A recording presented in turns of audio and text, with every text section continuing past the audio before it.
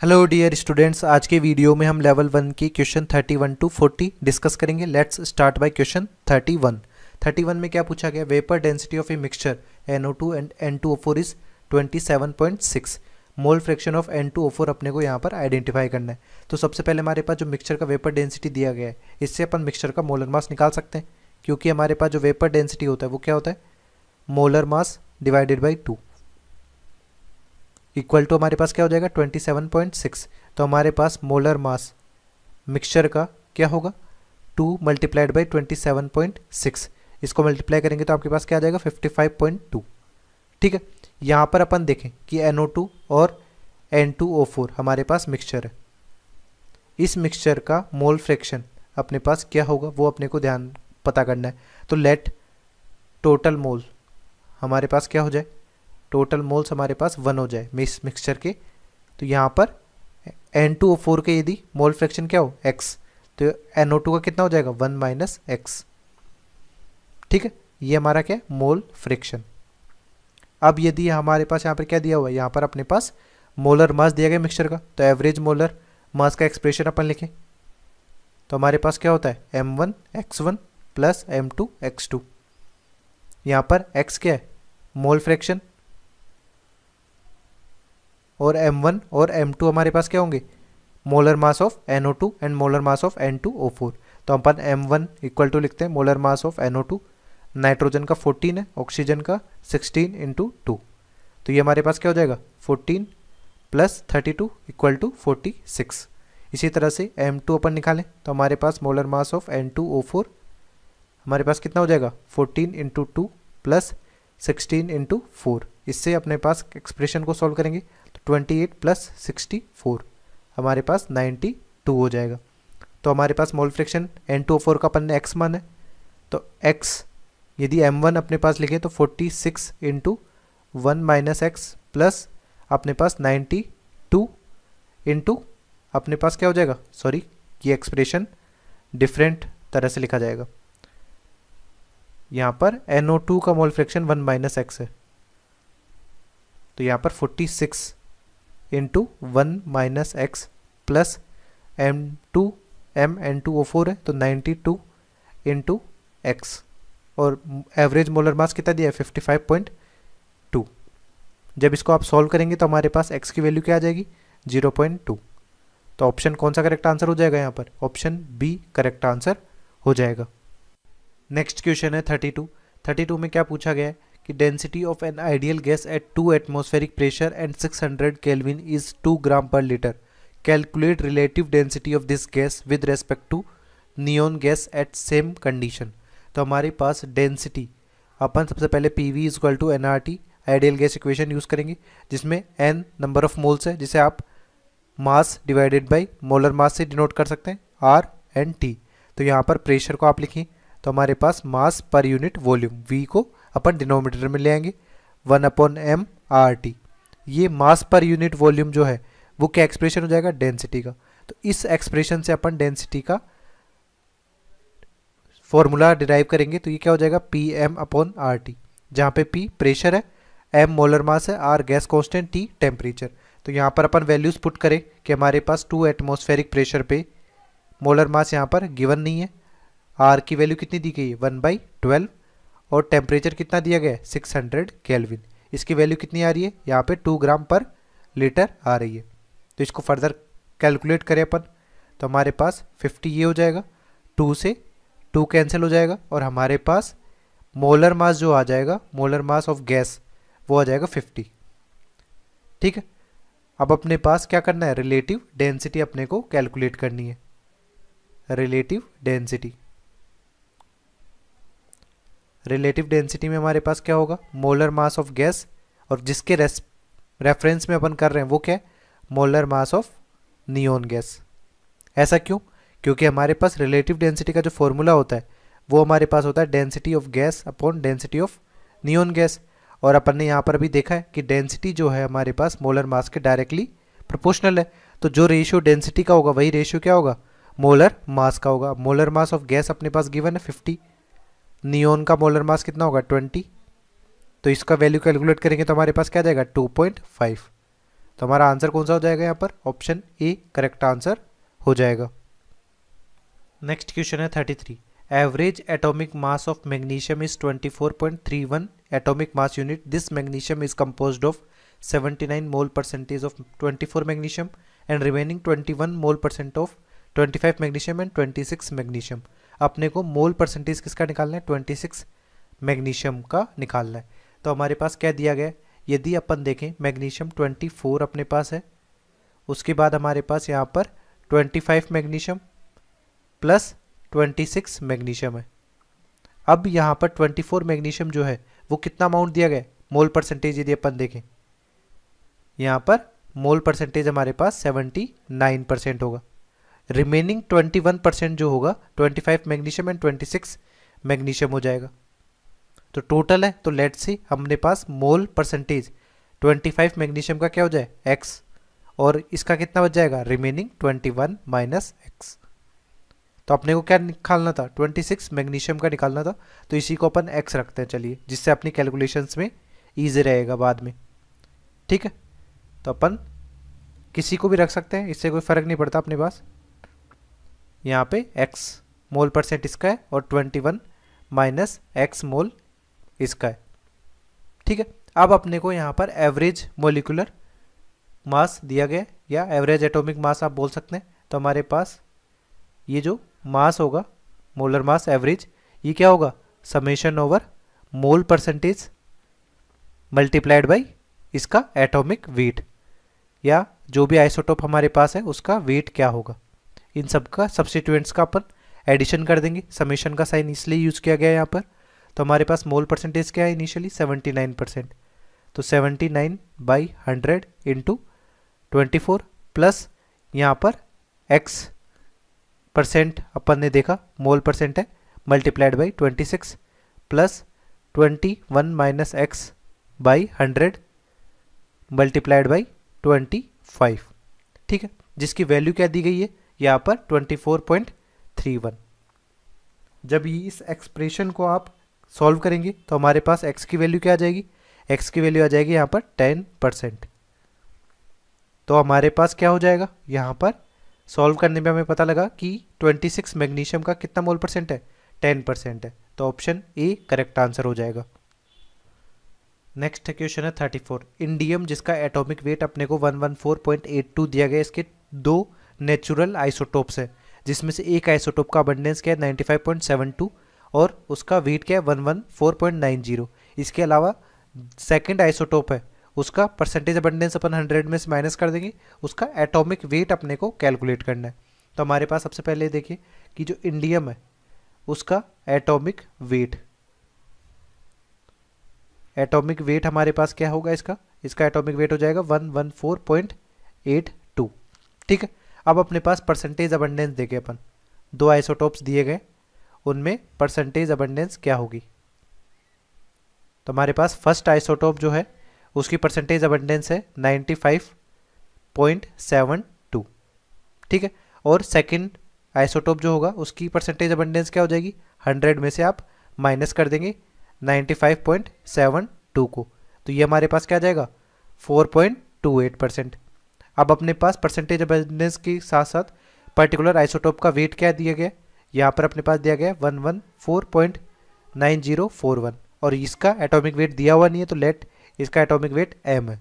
ठीक है, अब अपन यदि यहाँ पर निकालें कि एवरेज एटॉमिक वेट अपने पास जो होगा वो क्या हो जाएगा, यहाँ पर परसेंटेज अबंडेंस इसका 95.72% मल्टीप्लाइड बाई 114.9041 प्लस अपने पास 4.28% इसका परसेंटेज अबंडेंस है, multiplied by atomic weight equal to हमारे पास क्या हो जाएगा 114.82। जब आप इस एक्सप्रेशन को सॉल्व करेंगे और कैलकुलेट करेंगे m की वैल्यू, तो हमारे पास m की वैल्यू आएगी अराउंड 1.11294, जो कि किसका होगा, अदर आइसोटोप का एटॉमिक वेट होगा, जो कि कौन से ऑप्शन में दिया हुआ है, यहाँ पर अपने को ऑप्शन ए में दिया हुआ है। ठीक है, नेक्स्ट क्वेश्चन है 35। Calculate density of gaseous mixture which consist 3.01 into 10 to the power 24 molecules of N2 and 32 gram of O2 gas at 3 atm pressure and 860 kelvin temperature. तो अपन क्या करते हैं, इस गैसेस मिक्सचर में हमारे पास नाइट्रोजन और ऑक्सीजन है, इनके सबसे पहले नंबर ऑफ मोल्स निकाल लेते हैं। तो हमारे पास सबसे पहले देखें तो moles of N2, moles of N2 के लिए हमारे पास यहाँ पे मॉलिक्यूल्स दिए गए हैं 3.01 into 10⁻24 divided by Avogadro's number कर देंगे, जिससे नंबर ऑफ मोल्स आ जाएंगे। तो 6.022 इंटू 10⁻23। जब आप इसको सॉल्व करेंगे तो हमारे पास कितना आ जाएगा, वैल्यू 5 आ जाएगी, क्योंकि इसको आप डिवाइड करेंगे तो यहाँ पे 2 आ जाएगा और ये 10⁻24 से 10 यहाँ पे आएगा, तो डिवाइड करेंगे तो 5 आ जाएगा। मोल्स ऑफ N2 हमारे पास आ गया। इसी तरह से अपन यहाँ पर देखें तो moles of O2, moles of O2 कैसे निकलेगा कि हमारे पास यहाँ पर 32 ग्राम O2 दिया गया। इस 32 ग्राम में अपन क्या करेंगे, मोलिकुलर वेट से डिवाइड कर देंगे। तो मोलिकुलर वेट O2 का कितना है, 32 ग्राम। तो टोटल मोल्स कितने हो जाएंगे, यहाँ पर 1 मोल हो जाएगा। तो मोल्स ऑफ नाइट्रोजन और ऑक्सीजन अपने को पता लग गए। अब इसके बाद अपने को क्या पता करना है, यहाँ पर गैसियस मिक्सचर की डेंसिटी पता करनी है। तो डेंसिटी का जो फॉर्मूला होता है मिक्सचर में अपने पास, वो क्या होता है, अपने पास PM/RT, जहाँ पर मोलर मास जो होगा वो गैसियस मिक्सचर का एवरेज मोलिकुलर मास होगा RT। प्रेशर यहाँ पे दिया गया है, टेम्परेचर भी दिया गया है, बट अपने को एवरेज मोलर मास निकालना है। एवरेज मोलर मास अपन कैसे निकालेंगे, एवरेज मोलर मास के लिए अपने को क्या चाहिए, total mass divided by total moles. ठीक है, तो टोटल मोल्स अपने पास आ जाएंगे। इसके बाद अपन क्या करेंगे, टोटल मास निकालने के लिए कि नंबर ऑफ मोल्स तो दिए हुए हैं, नंबर ऑफ मोल्स हमारे पास 5 मोल है N2 के। N2 का एट मोलिकुलर वेट क्या होगा, 28। इसी तरह से 1 मोल है ऑक्सीजन का into 32 divided by total moles हमारे पास क्या हो जाएंगे, 5 + 1। जब आप इसको सॉल्व करेंगे तो हमारे पास क्या हो जाएगा, 172/6। ठीक है, जिसे फर्दर सॉल्व करने पे हमारे पास 28.67 आ जाएगा, जो कि एवरेज मोलर मास है। अब अपने पास जो मिक्सचर की डेंसिटी होगी, मिक्सचर की डेंसिटी को कैलकुलेट करें तो हमारे पास प्रेशर क्या दिया हुआ है, यहाँ पर प्रेशर हमारे पास दिया गया है 3 एटमॉस्फेरिक प्रेशर। तो 3 को मल्टीप्लाई कर देंगे 28.67 से डिवाइडेड बाई RT। R की वैल्यू यहाँ पर 1/12 दी गई है और टेम्परेचर हमारे पास क्या दिया हुआ है, 860 केल्विन। जब इसको आप सॉल्व कर लेंगे तो हमारे पास क्या आ जाएगा, 1.2 ग्राम पर लीटर। ये मिक्सचर की डेंसिटी आ जाएगी, जो कि कौन से ऑप्शन में दी गई है, ऑप्शन बी में दी गई है। ठीक है, नेक्स्ट क्वेश्चन है 36 में बोला गया a mixture of O2 and gas Y जिसका मोलिकुलर वेट 80 है in the mole ratio A/B has a mean molecular weight. Mean molecular weight से क्या मतलब है कि एवरेज मोलिकुलर वेट इसका क्या हो जाएगा, 40 हो जाएगा। तो एवरेज मोलिकुलर वेट में आप देखें तो फॉर्मूला क्या होगा, M1x1 + M2x2, जहाँ पर हमारे पास x क्या है, मोल फ्रैक्शन, और M1 उस पर्टिकुलर गैस का मोलर मास है। तो अपन यहाँ पर मोल फ्रैक्शन देखेंगे, क्योंकि मोल रेशियो का जो रेशियो A/B है वही सेम रेशियो क्या होगा, मोल फ्रैक्शन का भी होगा। ठीक है, तो हमारे पास देखें, जैसे आप यदि देखना चाहें कि मोल रेशियो हमारे पास A/B है। ठीक है, अब यदि हमारे पास क्या होता, मोल फ्रैक्शन होता, मोल फ्रैक्शन में क्या है कि हमारे पास लेट से A मोल्स ऑक्सीजन के, B मोल्स Y के, तो मोल फ्रैक्शन का रेशियो आप देखेंगे तो A/A + B, यानी इनिशियल उस सब्स्टिट्यूएंट के moles divided by total moles, B/A + B। तो इस केस में भी हमारे पास क्या होता, A/B रेशियो होता। तो अपने पास मोल रेशियो और मोल फ्रैक्शन रेशियो सेम चीज होगी। ठीक है,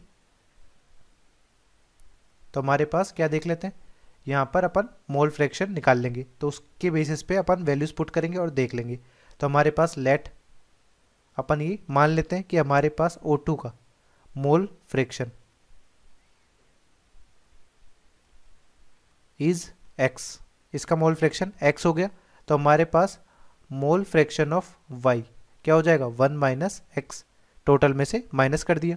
अब अपन एवरेज मोलर मास का फॉर्मूला लिखते हैं। तो हमारे पास M1x1, तो M1x1 में हमारे पास मोल फ्रैक्शन x तो दिया हुआ है, किसका दिया हुआ है, O2 का, उसका मोलर मास क्या होगा 32, प्लस यहाँ पर 1 माइनस एक्स, ये मोल फ्रैक्शन दिया गया, मोलर मास कितना है 80, तो 80 से मल्टीप्लाई कर देंगे। और यहाँ पर एवरेज मोलर मास कितना दिया है 40। तो इस एक्सप्रेशन को कैलकुलेट करेंगे तो हमारे पास x की वैल्यू क्या आएगी, x की वैल्यू आएगी 5.5/6। ठीक है, 5/6 आ गई है। तो हमारे पास रेशियो क्या होगा, A:B हमारे पास जो दिया गया है वो है 5/6:1 माइनस एक्स, क्योंकि हमारे पास 1 माइनस एक्स को कैलकुलेट करेंगे 1 माइनस 5/6, तो ये आ जाएगा 1/6। तो ये मोल रेशियो है। अब इसी मोल रेशियो को क्या कर रहे हैं यहाँ पर, रिवर्स कर रहे हैं, चेंज कर दे रहे हैं कि हमारे पास B:A कर दे। तो हमारे पास क्या हो जाएगा, 1/6 किसका हो जाएगा, ये हो जाएगा N2 का। और ये दोनों तो अभी इनिशियली किस किस के दिए हुए, 5/6 हमारे पास मोल फ्रैक्शन O2 का है, तो ये O2 का है और ये N2 का है। बट यदि इसको B:A कर दे, जो अपने को क्वेश्चन के सेकंड पार्ट में बोला गया है, तो उसमें हमारे पास क्या हो जाएगा, ये 1/6:5/6 हो जाएगा। O2 का हो जाएगा 1/6 और N2 का क्या हो जाएगा 5/6। तो इसके बेसिस पे न्यू एवरेज मोलर मास यदि अपन निकालें, तो न्यू एवरेज मोलर मास में हमारे पास मोल फ्रैक्शन 1/6 है, किसका, अपने पास O2 का, तो 32 से मल्टीप्लाई कर देंगे, प्लस 5/6 नाइट्रोजन का है, इसको 28 से मल्टीप्लाई कर देंगे। और इस तरह से इसको फर्दर कैलकुलेट करेंगे तो हमारे पास वैल्यू क्या आ जाएगी 72। तो ये हमारा न्यू एवरेज मोलर मास होगा, जो कौन से ऑप्शन से मैच कर रहा है, ऑप्शन डी से मैच करेगा। ठीक है, नेक्स्ट क्वेश्चन है 37। If water sample are taken from sea, rivers और lake, they will be found to contain hydrogen and oxygen in the approximate ratio of 1:8. This indicates the law of definite proportion. ये अपना law of constant proportion है।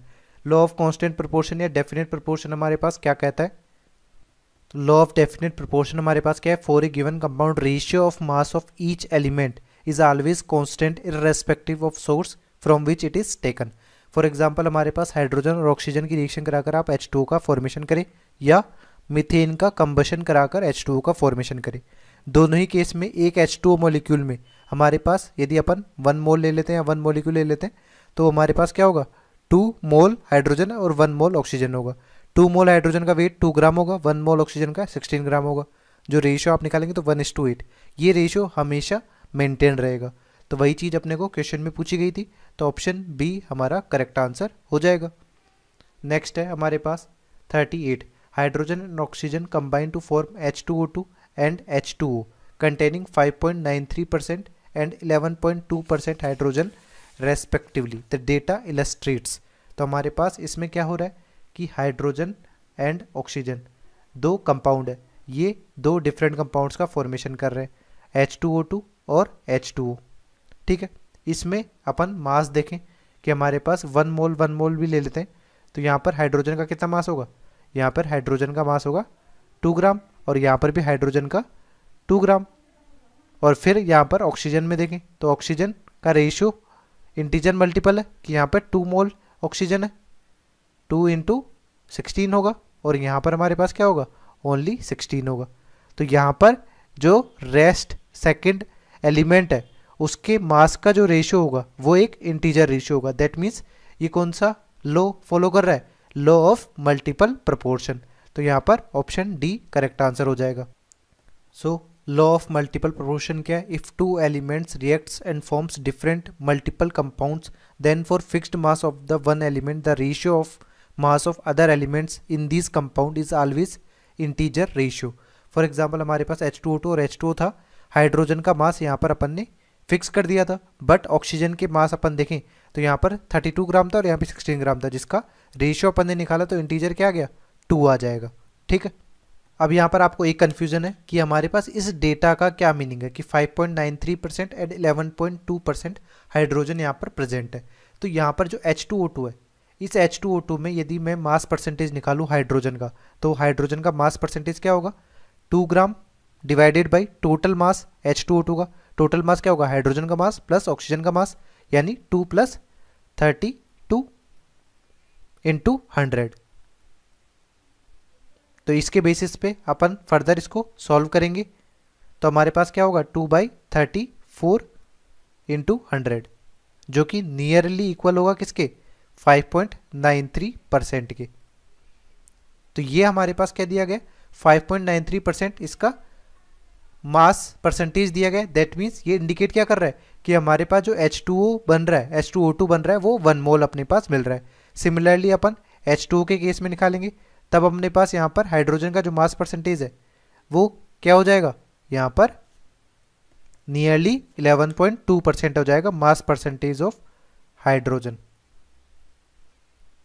ठीक है, और यहाँ पर ये mass percentage of hydrogen H2O2 में था। तो ये डेटा भी इलस्ट्रेट कर रहा है कि 1 मोल अपने पास मिल रहे हैं, जिससे अपन ऑक्सीजन का मास जो है अपने पास उसका रेशियो निकालेंगे तो इंटीजर रेशियो आ जाएगा। तो ये आंसर कौन सा मैच करेगा लॉ ऑफ मल्टीपल प्रोपोर्शन का। नेक्स्ट है 39 one of the following combination illustrates law of reciprocal proportion. तो सबसे पहले आइडेंटिफाई कर लेते हैं कि रेसिप्रोकल प्रोपोर्शन लॉ क्या है।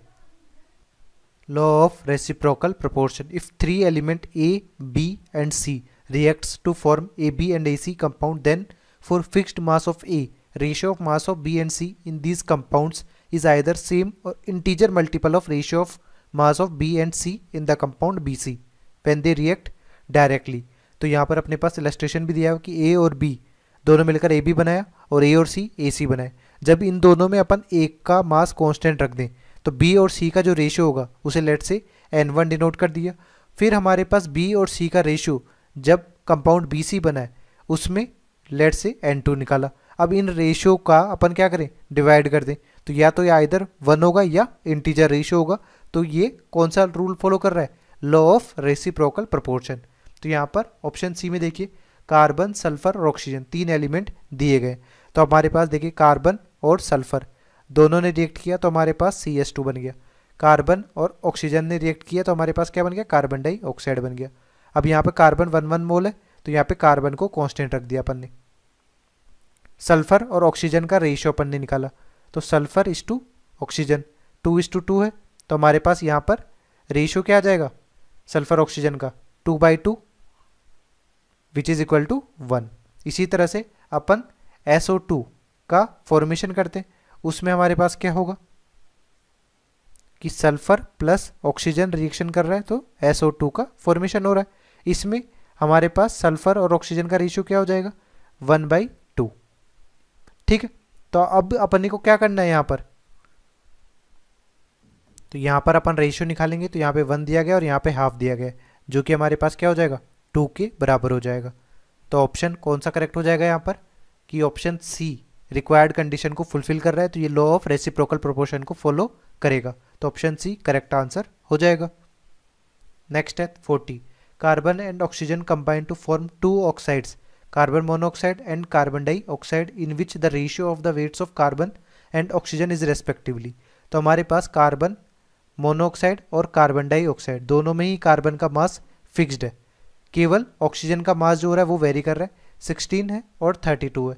यहाँ पर 16 और 32 में आप देखें तो इनका रेशियो अपन निकालें 16:32 1:2 इंटीजर रेशियो है। दैट मीन्स ये कौन सा लॉ फॉलो कर रहे हैं लॉ ऑफ मल्टीपल प्रोपोर्शन कि हमारे पास 2 एलिमेंट से 2 डिफरेंट कंपाउंड्स मिल रहे हैं जिसमें एक का मास आप यदि कांस्टेंट रखें और दूसरे के मास का रेशियो देखें तो वो इंटीजर रेशियो हो जाएगा। तो हमारे पास ऑप्शन ए करेक्ट आंसर हो जाएगा। ठीक है, for reference you can refer law of multiple proportion from here.